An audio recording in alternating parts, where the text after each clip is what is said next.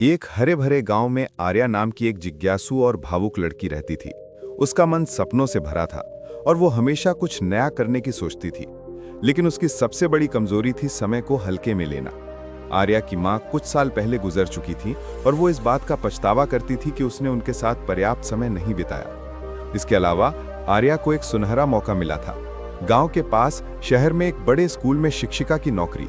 ये नौकरी उसके सपनों को सच करने का रास्ता थी, लेकिन इसके लिए उसे एक कठिन परीक्षा की तैयारी करनी थी और समय बहुत कम था। गांव में एक प्राचीन मंदिर के बारे में एक रहस्यमयी कहानी प्रचलित थी। कहा जाता था कि मंदिर में एक जादुई रत्न छिपा है जो समय को वापस ला सकता है, बशर्ते कोई सच्चे दिल से उसकी कीमत समझे। आर्या को यह कहानी बचपन से आकर्षित करती थी।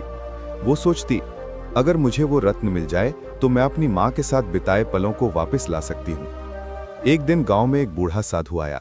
उसने घोषणा की कि जो व्यक्ति सूर्यास्त से पहले मंदिर के रहस्य को सुलझा लेगा वो रत्न का हकदार होगा, लेकिन इसके लिए 3 कठिन पहेली द्वार पार करने थे। आर्या का दिल जोश और उत्सुकता से भर गया। वो सोचने लगी कि अगर वो रत्न पा लेगी तो शायद वो अपनी माँ के साथ बिताए पलों को वापस ला सकती है और नौकरी की तैयारी के लिए भी समय पा सकती है। लेकिन उसने सोचा, पहले थोड़ा आराम कर लूं, दोस्तों से मिल लूं, अभी तो पूरा दिन बाकी है। जब वो मंदिर पहुंची, सूरज ढलने को था। पहला द्वार एक पहेली थी। मैं वो हूं जो कभी रुकता नहीं पर जिसे कोई पकड़ नहीं सकता, मैं क्या हूं? आर्या ने तुरंत जवाब दिया, समय।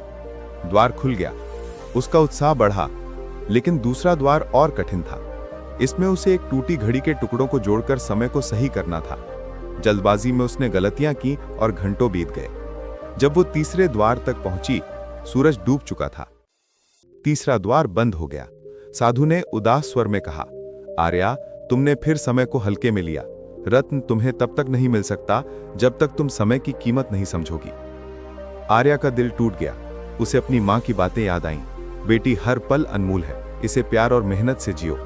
तभी उसे यह भी याद आ गया कि नौकरी की परीक्षा का आखिरी दिन भी निकल चुका था। उसने समय बर्बाद कर दिया था और अब वो सुनहरा मौका भी चूक गई थी। वो मंदिर के पास बैठकर रोने लगी। उसका मन पछतावे से भारी हो गया। न मां के साथ बिताए पल लौटे, न रत्न मिला और न ही नौकरी का मौका। साधु ने उसे पास बुलाया और एक छोटा सा दर्पण देते हुए कहा, रत्न बाहर नहीं, तुम्हारे भीतर है। समय की कीमत समझो और अब से हर पल को संभालो। आर्या ने उस दर्पण में अपनी आंसुओं से भरी आंखें देखीं और ठान लिया कि वो अब समय को व्यर्थ नहीं गवाएगी। उस दिन के बाद आर्या ने अपने जीवन को बदला।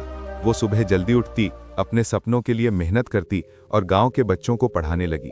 उसने एक छोटा स्कूल खोला जहां वो बच्चों को न केवल किताबी ज्ञान देती बल्कि समय की कीमत भी सिखाती।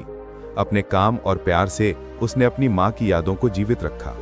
भले ही वो नौकरी का मौका चूक गई, लेकिन उसने समय के साथ अपने लिए एक नया रास्ता बनाया। दोस्तों, समय एक अनमोल खजाना है जो एक बार चला जाए तो कभी नहीं लौटता। हर पल का सही उपयोग करो, क्योंकि पछतावे से बड़ा कोई दुख नहीं। अगर आपको ये कहानी पसंद आई हो तो इसे लाइक करें, अपने दोस्तों और परिवार के साथ शेयर करें और ऐसी ही प्रेरणादायक कहानियां सुनने के लिए हमारे चैनल को सब्सक्राइब करना ना भूलें। तो मिलते हैं अगली वीडियो में। धन्यवाद।